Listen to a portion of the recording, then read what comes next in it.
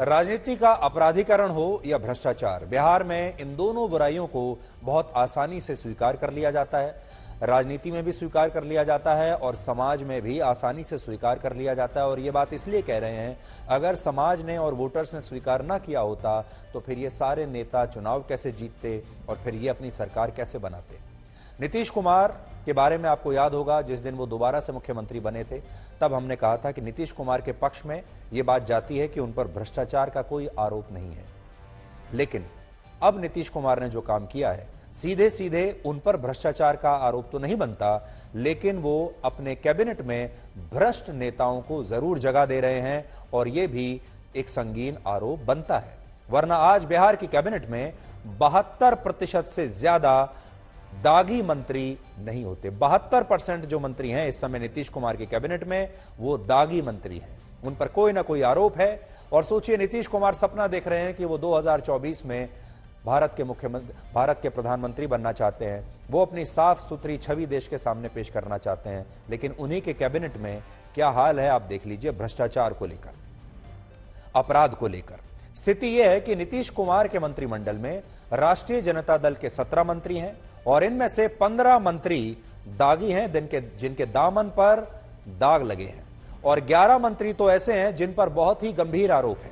इसी तरह जनता दल यूनाइटेड के 11 मंत्रियों में से 4 मंत्री दागी हैं और 3 मंत्रियों पर इनमें से भी बहुत गंभीर आरोप हैं।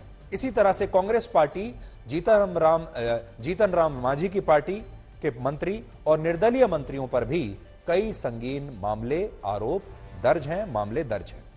वैसे राजनीति में अक्सर यह दलील दी जाती है कि जब तक अदालत से दोषी करार ना दिया जाए तब तक आरोपी पर सवाल नहीं खड़े किए जा सकते। लेकिन नीतीश कुमार के मंत्रिमंडल के दागी मंत्रियों पर गंभीर धाराओं के तहत भी मामले दर्ज हैं। जैसे deputy chief minister Tejashwi Yadav पर खुद ही 11 मामले दर्ज हैं। तेजस्वी यादव यानी डिप्टी चीफ मिनिस्टर और लालू यादव के पुत्र, जिनमें से 4 क्रिमिनल केस हैं उनके ऊपर। इसी तरह उनके बड़े भाई तेज प्रताप यादव, वो भी इस कैबिनेट में मंत्री हैं, उन पर भी 4 केस दर्ज हैं, जो कि दहेज प्रताड़ना के केस हैं। और उसके अलावा कैबिनेट में शामिल कम से कम 11 मंत्रियों पर भी संगीन आरोपों में केस दर्ज है। जनता दल यूनाइटेड का तो एक ऐसा मंत्री भी है जिस पर 24 केस दर्ज हैं और इस मंत्री का नाम है जमा खान।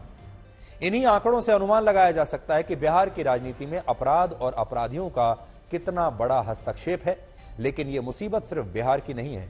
हमारे देश में लगातार ऐसे नेता चुनाव जीतकर विधानसभाओं में पहुंच रहे हैं, संसद में, लोकसभा में पहुंच रहे हैं, जिनकी आपराधिक छवि है, वो बाहुबली हैं या उन पर कोई ना कोई गंभीर आरोप है। और ये सब जनप्रतिनिधि भी बन रहे हैं, यानी आपके प्रतिनिधि बन रहे हैं। और ये सब वहां पहुंचकर यही कहते हैं कि हमें जनता ने चुना है, हमें जनता ने वहां पर भेजा है। इसलिए जनता को भी ये सोचना होगा कि जब ये सारे मंत्री, ये सारे सांसद और विधायक कहते हैं कि हमें तो जनता ने भेजा है, तो जनता के पास इसका क्या जवाब है। अब ये सरकार में भी शामिल हो रहे हैं। और उदाहरण के तौर पर आपको मौजूदा संसद के आंकड़े बताएं तो इस समय लोकसभा के 539 सांसदों में से 233 सांसद ऐसे हैं जिन पर आपराधिक मामले दर्ज हैं, और इसमें सभी दलों के सांसद हैं। सबसे अधिक जेडीयू यानी नीतीश कुमार की पार्टी के ही 81% सांसदों पर आपराधिक मामले दर्ज है। ऐसा लगता है कि बिहार में बड़ा नेता बनने के लिए आपराधिक मामला दर्ज होना बहुत जरूरी है, और ऐसे लोग ही या फिर राजनीति में जा रहे हैं जो कि इस पृष्ठभूमि के होते हैं, जो बाहुबली होते हैं। इसके बाद कांग्रेस के 57%, डीएमके के 43%, टीएमसी के 41% और बीजेपी के 39% सांसद ऐसे हैं जिन पर आपराधिक केस दर्ज है। और फिर भी हमारे देश के ये तमाम नेता कहते हैं, लोगों से अपील करते हैं कि हम चाहते हैं कि साफ सुथरी छवि के लोग राजनीति में आए। हम चाहते हैं कि जो मेधावी लोग हैं, साफ सुथरी छवि के लोग हैं, टैलेंटेड लोग हैं, युवा हैं, वो राजनीति में आए। लेकिन अब आप सोचिए, इस भीड़ के अंदर कोई भी शरीफ आदमी कैसे आ सकता है। हालांकि राजनीति में साफ छवि के लोग आए, इसके लिए देश में हमारे कानून भी हैं और अदालतों के आदेश भी हैं।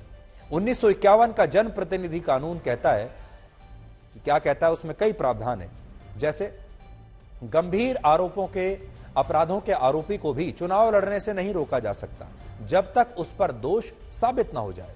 अदालत से दोषी व्यक्ति चुनाव नहीं लड़ सकता जिसमें 2 वर्ष से अधिक की सजा हो, और अगर किसी जनप्रतिनिधि को 2 वर्ष से अधिक की सजा मिलती है तो उनका निर्वाचन भी रद्द हो जाता है। हालांकि दोषी जनप्रतिनिधि को भी ऊपरी अदालत में अर्जी देने के लिए 3 महीने का वक्त दिया जाता है। यानी कानून हमारे देश में है भी, लेकिन उनमें लूप होल्स भी इतने ज्यादा हैं कि हमारे देश में बड़े से बड़े अपराधी जो हैं वो भी इन कानूनों में जो लूप होल्स मौजूद हैं, जो चोर दरवाजे इन कानूनों के अंदर मौजूद हैं, उनका फायदा उठाकर बड़े बड़े अपराधी दोबारा से सांसद बन जाते हैं, विधानसभा में पहुंच जाते हैं और फिर मंत्री भी बन जाते हैं। आज आपको अपने आप से सवाल पूछना है कि आप भ्रष्टाचार को लेकर कितने सहनशील हैं। और जब कोई भ्रष्टाचारी आपके सामने आता है, चाहे वो कोई नेता हो, चाहे वो कोई उद्योगपति हो, चाहे वो कोई व्यापारी हो या कोई भी हो, और जब आप उस पर नजर डालते हैं तो आपके मन में क्या भाव आते हैं? क्या आप ऐसे भ्रष्टाचारियों को बड़ा नेता मान लेते हैं? क्या ऐसे भ्रष्टाचारियों को आप बड़ा आदमी मान लेते हैं? हमारे देश में अक्सर ये परंपरा रही है।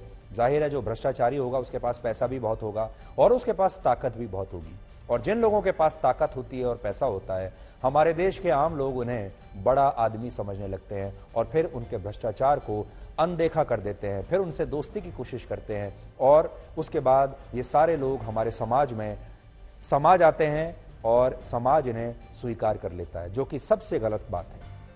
हमारे देश की संसद और विधानसभा में ऐसे नेता लगातार पहुंच रहे हैं, जबकि हर चुनाव में भ्रष्टाचार और अपराध को चुनाव प्रचार के दौरान, भाषणों के दौरान बड़ा मुद्दा बनाया जाता है। सभी दल ये वादा करते हैं कि वो भ्रष्टाचार को मिटा देंगे, और ये बात आप 1947 से अब तक सुन रहे हैं, 75 वर्ष हो गए, लेकिन ना तो भ्रष्टाचार मिटा है। 2 चीजें हमारे देश से कभी नहीं मिटी, ना भ्रष्टाचार और ना गरीबी, जबकि हर प्रधानमंत्री ने और हर बड़े नेता ने अपने भाषण में गरीबों का नाम भी लिया है और भ्रष्टाचार का नाम भी लिया है। राजनीति के अपराधीकरण को रोक देंगे, हर बार ये वादे होते हैं, लेकिन ऐसा होता कभी नहीं। इसके अलावा यहां सवाल हमारे देश के लोगों को लेकर भी है, जो फिल्मों में भ्रष्ट और आपराधिक छवि वाले नेताओं को देखकर तालियां तो खूब बजाते हैं, लेकिन इन मुद्दों को कभी अपने जीवन में गंभीरता से नहीं लेते।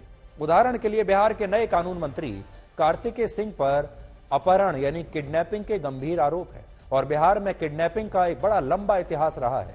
बिहार ही वो पहला राज्य था जहां अपराधियों और नेताओं के गठजोड़ से किडनैपिंग की यानी अपहरण की एक पूरी इंडस्ट्री, पूरा उद्योग विकसित हो गया था। और बिहार में जो इस समय हमारे लोग, हमारे दर्शक जो इस समय देख रहे होंगे, वो अच्छी तरह से जानते होंगे कि बिहार में किडनैपिंग यानी अपहरण का जो उद्योग है वो कितना पुराना है, और बिहार के दर्शक अच्छी तरह से उस दर्द को समझते होंगे।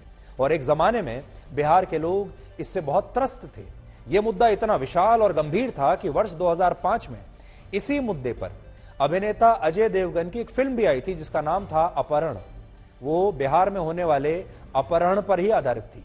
तब इस फिल्म को देश और खास तौर पर बिहार के लोगों ने बड़ा पसंद किया था, और बिहार सहित पूरे देश में यह फिल्म सुपरहिट साबित हुई थी। आप समझिए, जब कोई फिल्म सुपरहिट होती है, जब कोई कहानी सुपरहिट होती है, वो तब होती है जब लोग उसके साथ अपने आप को जोड़कर देखते हैं, जब लोगों को लगता है ये मेरी कहानी है, जब लोगों को लगता है कि इस फिल्म में जो बात बताई गई है वो बिल्कुल सच है, और 3 घंटे मैंने अंधेरे में बैठकर जो कहानी देखी है वो असल में जब मैं बाहर निकलूंगा तो वो वही मेरी सच्चाई है। लेकिन दुख की बात यह है कि बिहार के जिन लोगों ने इस फिल्म को देखकर यह कहा कि यह फिल्म हकीकत के बहुत करीब है, इस फिल्म में सच्चाई दिखाई गई है, वही लोग सिनेमा हॉल से बाहर निकलने के बाद इस फिल्म को भी भूल गए और इस विषय को भी भूल गए, और फिल्म में जो दिखाया गया था कि इसका सॉल्यूशन क्या है वो भी भूल गए। और बात सिर्फ इस फिल्म की नहीं है, 1950 के बाद से ही हर दौर में हमारे देश में ऐसी फिल्में बनती रही हैं जिनमें नेताओं की एक नकारात्मक आपराधिक छवि दिखाई जाती है। कभी उन्हें रिश्वत लेते हुए दिखाया जाता है, कभी उन्हें अपराधी के तौर पर दिखाया जाता है। यह बताया जाता है कि कैसे नेता अपराध और भ्रष्टाचार करके पूरी व्यवस्था को अपने नियंत्रण में ले लेते हैं, और ये फिल्में हमारे देश में सुपरहिट साबित हुई हैं। ये सुपरहिट फॉर्मूला रहा है, लेकिन इसके बावजूद लोगों का इस पर कोई असर नहीं पड़ता। लोगों के ऊपर कोई असर नहीं पड़ा। कड़वा सच ये है कि जब बात धर्म की होती है तो हमारे देश के बहुत सारे लोग बिल्कुल असहनशील हो जाते हैं धर्म को लेकर, लेकिन जब बात अपराध की होती है, जब बात भ्रष्टाचार की होती है, जब वो ये बात अच्छी तरह से जानते हैं कि उनके हिस्से का पैसा कोई और ले गया, उनकी मेहनत, उनके परिश्रम का, खून पसीने की कमाई किसी और की जेब में जा रही है, तब भी हमारे देश के लोग सहनशील बने रहते हैं और इस पर सवाल तक उठाना जरूरी नहीं समझते, और हर बार जब भी चुनाव होते हैं ऐसे ही अपराधियों को वोट देकर आ जाते हैं। क्योंकि उनके लिए धर्म और जाति ज्यादा महत्वपूर्ण होता है। एक और बात, आज भी हमारे देश के लोग जब चुनाव में वोट डालने के लिए जाते हैं तो वो ये नहीं देखते कि उनके उम्मीदवार का चरित्र कैसा है, भ्रष्ट है या नहीं, आपराधिक मामले उस पर कितने सारे हैं, या वो चुनाव जीतने के बाद उनके लिए कितना काम करेगा, बल्कि वो ज्यादातर लोग ये देखते हैं कि उम्मीदवार की जाति क्या है, उसका धर्म क्या है, और ये देखते हैं कि वो उनके क्षेत्र से आता है या नहीं आता। और बहुत से वोटर तो ये भी देखते हैं कि उन्हें कौन सी पार्टी चुनाव में मुफ्त की रेवड़ियां बांटने का वादा कर रही है, कौन सी पार्टी उनसे ये कह रही है कि आपको काम करने की कोई जरूरत नहीं है, आपके सारे बिल माफ कर दिए जाएंगे, आपको घर बैठे स्कूटी मिल जाएगी, लैपटॉप मिल जाएगा, स्मार्टफोन मिल जाएगा और पैसा भी मिल जाएगा। यानी हमारे देश के जो लोग हैं वो भ्रष्टाचार को आज की स्थिति में खुशी खुशी स्वीकार कर चुके हैं, और वो इस बात को भी स्वीकार कर चुके हैं कि अगर कोई व्यक्ति राजनीति में है तो उस पर आपराधिक मामले और भ्रष्टाचार के जो आरोप लगेंगे वो तो मामूली सी बात है, ये तो होगा ही, स्वीकार कर लिया है उन्होंने। और हमारे देश के नेता भी अब ऐसे मामलों को अपना आभूषण समझते हैं, अपमान नहीं समझते। ये तो एक बड़े नेता की खासियत होती है, ये तो बड़े नेता के आभूषण है, और ये एक बहुत बड़ी समस्या है।